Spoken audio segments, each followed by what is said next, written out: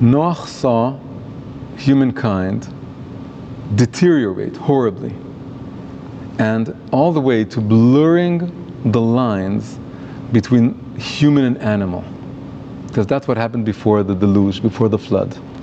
Before the flood, we're 10 generations into the history of mankind, and it's been a very fast deterioration.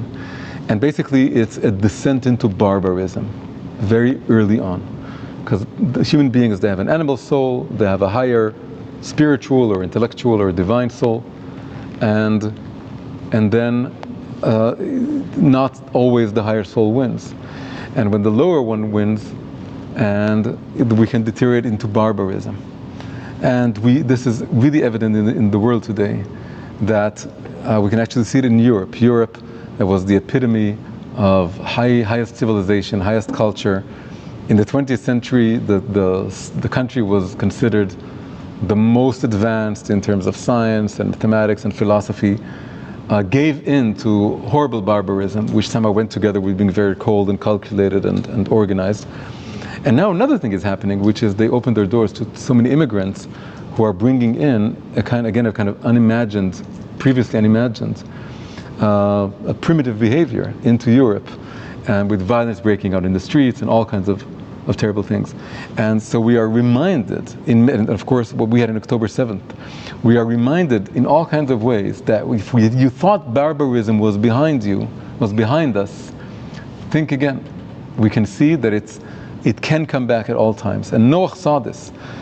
And Adam, the Arishon, 10 generations earlier, would speak to God and would live in the Garden of Eden, but then 10 generations afterwards, it's a barbaric world.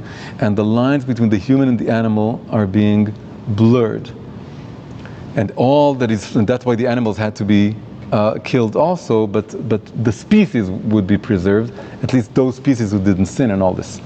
So obviously, going through all this, Noach was not at all tamim or innocent in some regular way. He saw the humanity deteriorating, and he saw the worst punishment we can imagine in the world of all of humanity being wiped clean and started anew. So what was his tmimut? How did it come across? How did it come about? So basically he had faith in basic humanity. The fact that he embodied starting afresh with mankind, building an ark. In Hebrew the word ark is teva. Teva is also word. So the image of an ark floating, we have the ark of the covenant, but now we have the ark also of, in Hebrew it's actually two different words, but in English comes the same word. But the teva, the ark of Noach, in Hebrew the teva. Teva is also a word, a linguistic word. A word floating over the waters of the passions and the energy and the emotions. It's like civilization surviving the barbarism. That's what it is. Like the flood is a direct result of the sins of mankind. It was basically, they created the flood. The flood was just a reflection of a world of desires that are absolutely unbridled. And then that creates the flood. And then if you're able to build like a library, like a world of words and wisdom and thoughts and ideas, and you're able to float above. And that, when Noach embodied this, he embodied the belief in mankind, in humankind. So Noach, he embodies the wholehearted faith in restoring basic humanity.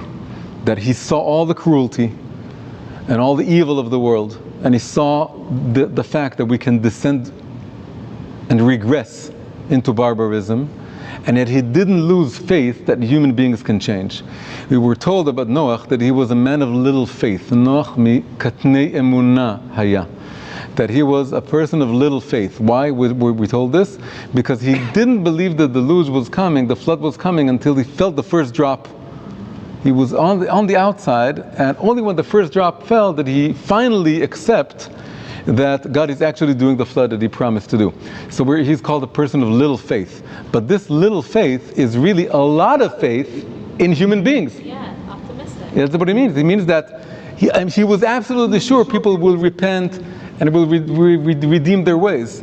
And he couldn't believe that the flood is actually going to take place and that God is actually going to do this, because he was absolutely sure the people will listen and change their ways. So the fact that he had little faith in God meant that he had a lot of faith in human beings.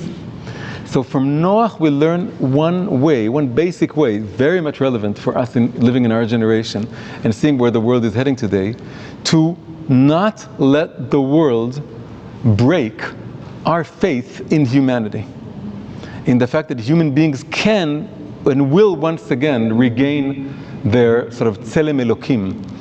In a way, what he's bringing back into the world is the name Elokim, the basic name of God. The name that has to do with tselem Elokim, us being created in the image of God, which is also the image of man. The image of man, the fact that we can be humans and not animals.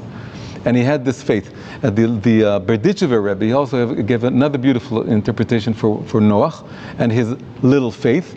He said he had little faith in himself. He didn't believe that he was the only righteous one around. So until the last moment, he looked around to see if maybe there's another one building an ark, or another one, God chose him to also join him in the ark. He couldn't believe that he was the only person who merits to stay alive. He had little faith in God, he had little faith in himself as an individual, and he had a lot of faith in humankind. In humankind as a species. He was absolutely sure there has to be more people, if not everyone, who will be able to repent and correct their ways, and either the flood would be cancelled, or they would be joining them on his ark, or something of that nature. So that's the first lesson we now have from Noah. Confronted with barbarism, we have to continue believing in human beings, humankind, in the goodness of people, and the fact that humanity can be redeemed.